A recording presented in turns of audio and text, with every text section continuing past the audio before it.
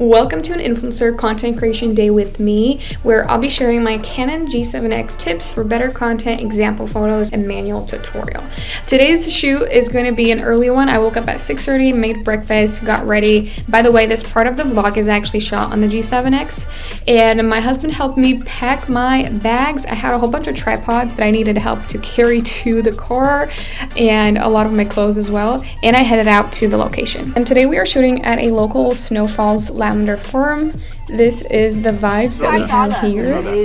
Yeah, they smell so good. And unfortunately today I have help from my photographer, Leo. Leo, say hi! Hey! So, Pretty. yeah, it's gorgeous. We have this little mini field. We had to pay $20 for a professional camera to shoot on the professional camera. And also they charge $5 for like a bundle of lavender. We got 2 of those. And we're gonna start shooting. Ready, Leo? Yes, excited.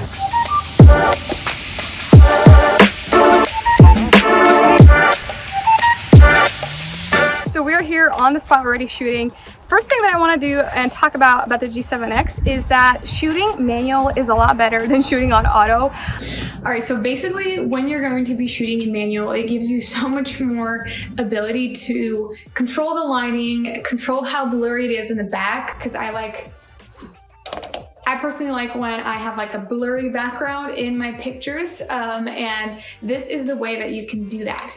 In autofocus, it is great, but it just doesn't do justice for an $800 pretty much camera, where you can have a camera that's a lot more cheaper with auto settings. But if you have manual, you should be using it because it gives you so much more ability, and you just need to play around with it to really understand how it works. So this is like a basic overview.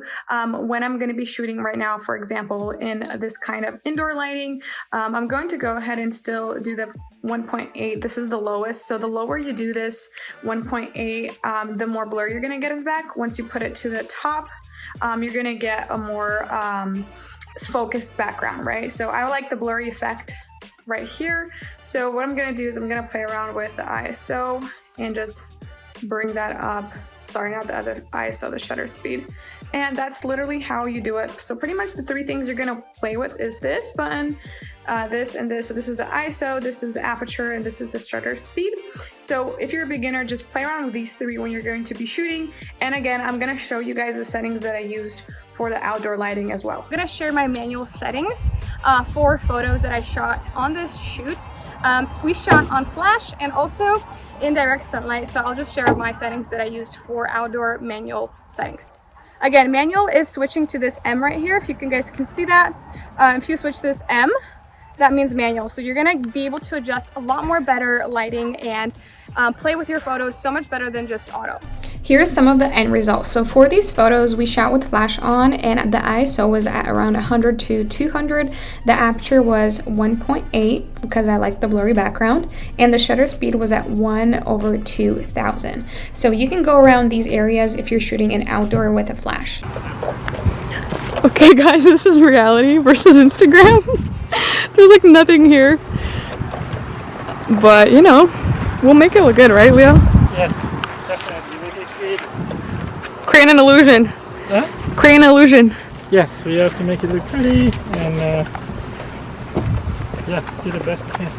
Number 2 is flash settings. So flash gives us a really big vintage vibe, and so all you have to do is click this button right here and the flash pops up, and I just love it. It also makes your direct sunlight photos look so bright. It just hits you in the right spots. I'll show you guys some photos that we shot with the flash on and with the flash off, and you'll see a big difference in the vintage vibes that you get, like film type of vibes when you shoot on the flash. So as you can see, this picture has no flash, and I have shadows on my face, and you can't really see the face really clearly because of that. But here is an example with flash. So the face doesn't really have shadows, it's a lot more clear, and it just gives us a brighter look even in outdoor photos.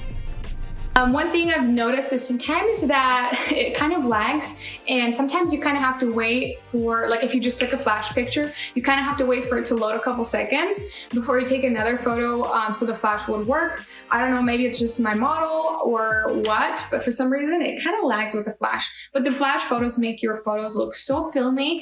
The next tip is what to tell your friend when they shoot you on the G7x.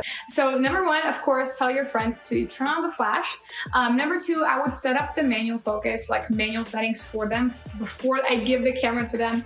Or if your friend is taking your pictures, just do auto settings. Like I said, all you have to do is twist right here for the auto or for the manual. Next, tell your friends to not crop your legs or your head in a picture. So this is one of the first things that I tell my husband when he takes my pictures is like, hey, please don't crop my head or my feet. And another thing that I like to tell my friends or whoever's taking my pictures is to stand right across from me and hold the camera like perpendicular to me. I don't like when the camera's too high because then I look really short, and I don't like when the camera's too low because then I have a double chin, right? So like perpendicular to me, that's something that I always like to tell my photographer, aka usually my husband. Here's a little behind the scenes of us shooting a trend for Instagram. By the way, quick tip, always bring a second outfit for these shoots to avoid shooting a lot of times during the month. I have 2 outfits for today's shoot. Last tip is to use the Bluetooth when you transfer your photos. Now, the best part about the G7X is that you don't need an adapter to transfer these photos to your phone. So for some reason on Instagram, I've been seeing girls who use an adapter that they bought on Amazon for the G7X3. You actually don't need that. So all you have to do is actually click the Wi-Fi button here. So this is the Wi-Fi button. All you have to do is click this to turn on the Wi-Fi option inside the camera.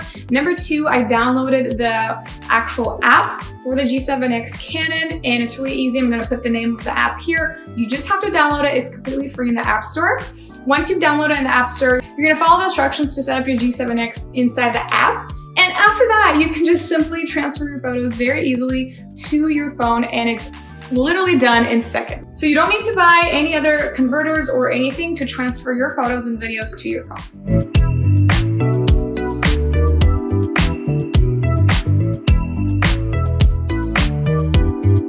We are done. We're bringing all our stuff in to the car. A wrap.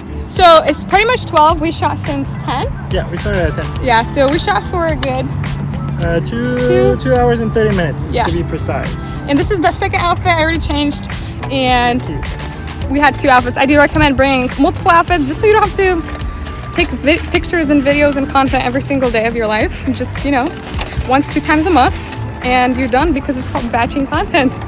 So if you're watching this and you have a G7X, go ahead and start using it in your content on Instagram. It's definitely more of like an encouragement for you and to get out there and try and test this camera out more and more. And if you don't have the G7X, definitely feel like it's a really great option for you to upgrade if you're looking for something that's small, you know, doesn't weigh 20 pounds, you can carry it around. This is a great option. And if you want something a little bit cheaper, there's a lot of digital cameras that are a cheaper version of this out there as well. This is just the one I got because it just seen so much good reviews about it, and I just think it works great for me as well. So if you enjoyed this video, give this video a thumbs up.